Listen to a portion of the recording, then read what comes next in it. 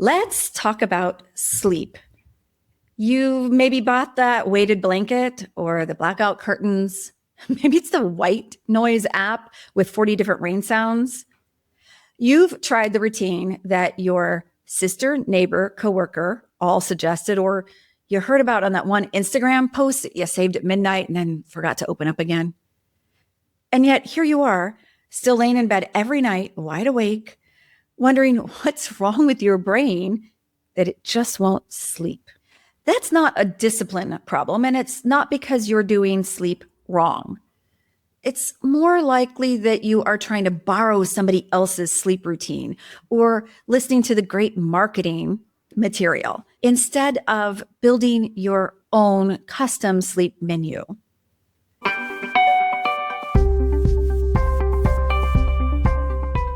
Hi, friends. I'm Kristin Graham, and this is Fewer Things Better. Brain science meets word nerd.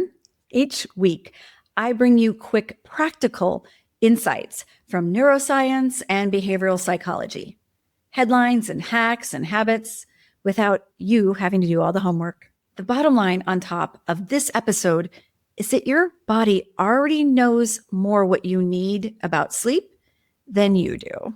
This podcast has explored plenty about sleep over the years. It's one of our favorite subjects.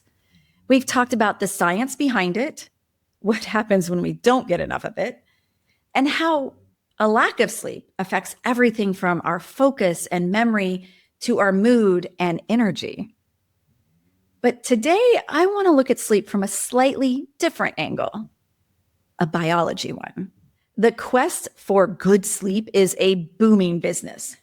There are products and supplements and gadgets and hacks everywhere you look.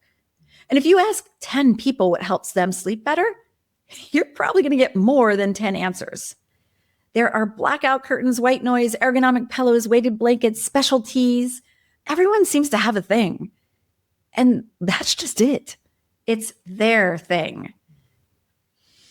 The more that I've explored sleep research, recommendations, and done plenty of personal experimentations, the more I've come to see that our innate preferences often tie to our 5 senses. That's sight, touch, sound, taste, and smell. Take sight, for example. Some people have no problem if there is a light on in the room or even the TV on. Others want their bedroom to resemble an actual cave. For me, I definitely learned that seeing the glowing numbers of the clock just bothers my brain. And it's not because of the light, it's because of the information.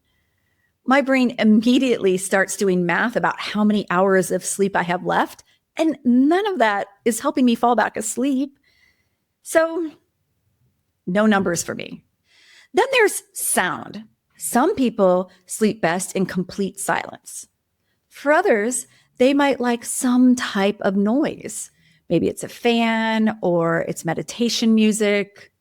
Different brains find comfort in different things. Of all the senses, touch is the one that most affects how our body sleeps.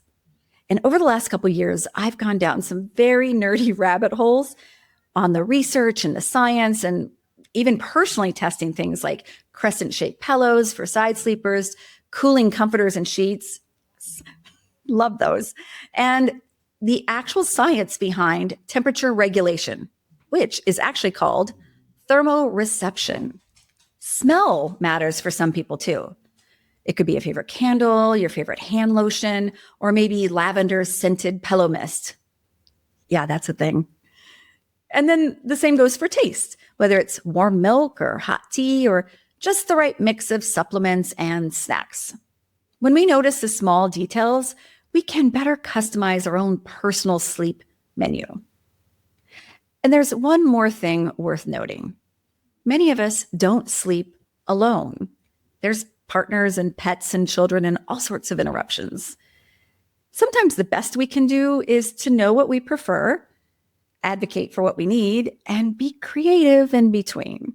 So tonight, try paying attention to your senses.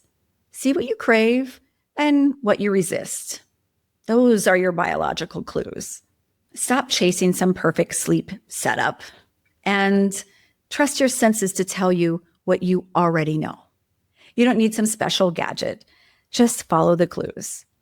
The better we listen to those, the better we rest. And with that, I wish you very sweet dreams.